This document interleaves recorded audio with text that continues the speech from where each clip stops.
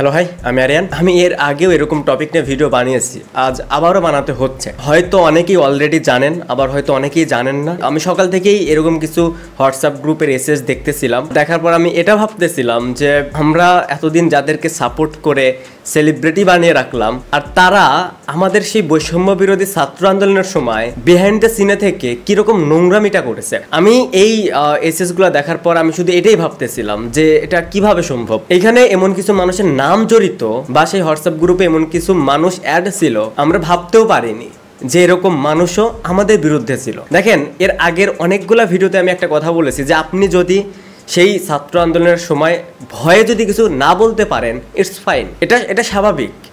দেশের ওইরকম পরিস্থিতিতে আপনি ভয় পাবেন, আপনি ভয়ে কিছু বলতে পারবেন না, এটা খুবই স্বাভাবিক। সবাই রাস্তায় গিয়ে আন্দোলন করতে পারবে না, সবাই একটা স্ট্যাটাস দেওয়ার সাহস পাবে না। এটা যদি আপনি ভয় পেয়ে না করে থাকেন, এটা নিয়ে কোনো অবজেকশন নেই। বাট আপনি বিহাইন্ড দ্য সিনে থেকে আমাদের বিরুদ্ধে, আমি দেখলাম যে একজন বলতেছে যে ছাত্রদের উপর গরম পানি দেওয়া হোক, এবং এই কথাটা কে বলেছে? অরুণা বিশ্বাস। সত্যি কথা বলি, এখন না আপনার করুণা করতে হবে। আমি জানি না আপনাদের যদি কেউ রাস্তাঘাটে পায়, একা পায়, আপনাদেরকে ওই সময় সেভ করতে পারবে কিনা। যতগুলো নাম রয়েছে এই হোয়াটসঅ্যাপ গ্রুপে এবং যে বা যারা সেইখানে অ্যাড থেকে এই ধরনের নোংরামি করে গেছে, তার ভিতর ফেরদৌস, রিয়াজ, এগুলো তো কমন নেম। অরুণা বিশ্বাস, এগুলো তো কমন নেম।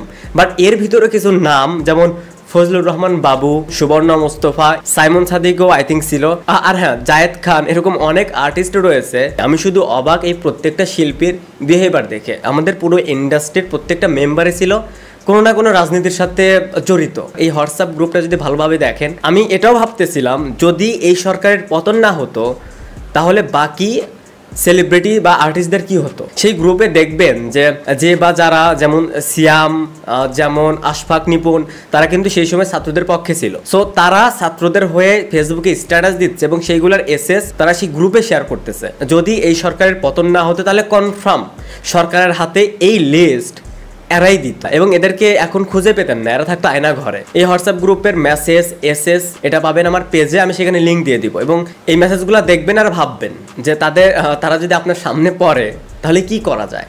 ইভেন এটাও দেখবেন যে সেই গ্রুপে যতগুলা মেম্বার রয়েছে, এই স্বৈরাচার সরকারের পতনের পর তাদের ফেসবুক কলটা যদি চেক করেন, ফেসবুক প্রোফাইলটা যদি চেক করেন, তারা স্বৈরাচারের পতন হয়েছে এটা লিখে স্ট্যাটাস দিচ্ছে, তারাও লিখতেছে স্বাধীন। সো এদের হিপোক্রেসি লেভেল কোথায় চলে গেছে? আমার কাছে মনে হয় যে ক্লিয়ার কথা, ইন্ডাস্ট্রিতে, আই মিন এফডিসিতে এরা যেন কেউ থাকতে না পারে। ফেরদৌস, রিয়াজ, জায়েদ খান, অরুণা বিশ্বাস, এরপর ফজলুর রহমান বাবু, না যাই হোক, যেই হোক, যে যত বড়ই অভিনেতা হোক, কাউকে রাখার দরকার নেই। যারা এই হোয়াটসঅ্যাপ মেসেজগুলো দেখতে চান তারা আমার ফেসবুক পেজে, আবারও বলছি ফেসবুক পেজে লিঙ্ক পেয়ে যাবেন, সেখান থেকে দেখে নিতে পারেন। আর আপনি যদি আমাদের চ্যানেলে নতুন হয়ে থাকেন তাহলে প্লিজ সাবস্ক্রাইব।